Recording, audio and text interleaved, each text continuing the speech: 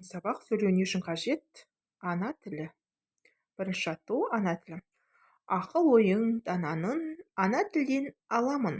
Ана тілім ардақты, ақ үстінде ананың.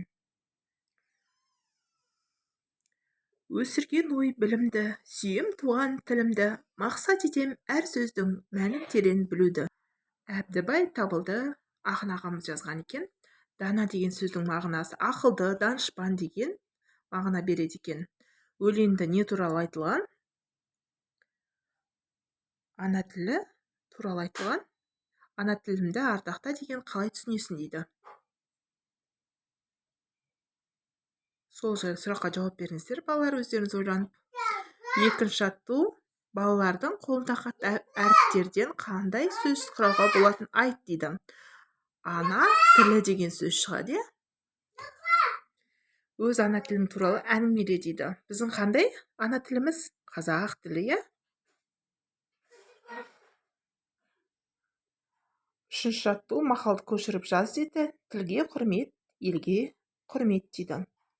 Бұл жерде мағынасы сен тіліңді жақсылап білетін болсаң, сені ел құрметтейді, сыйлайтын болады. Төртінші жаттығу суреттерді ретімен қойып әңгімеле дейді. Бұл жерде Айбек деген бала кітапхана кіреді, есігіне сөйтеді. Кітапханашыдан сұрайды. Ана тілден кітап бар ма дейді. Сол кезде кітапханашы айтады. Ана жерде ана тілден кітап бар, соны алып оқы дейді. Бала ана тіл кітабын алып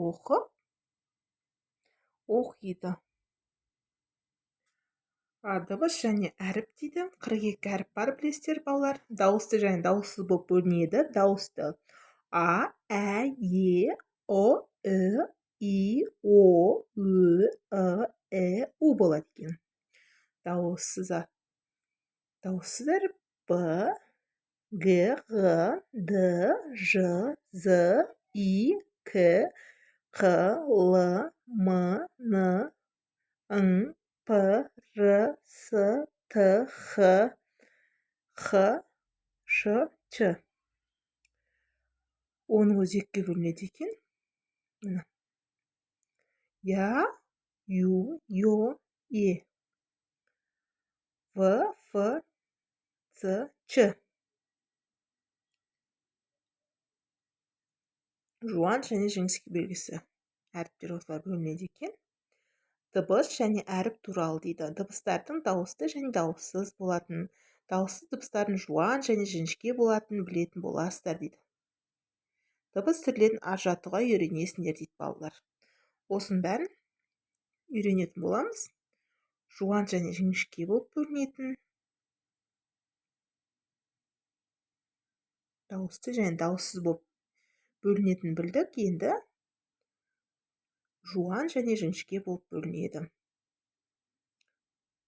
Балалар, сау болыңыздар, келесі сабақта кездескенше.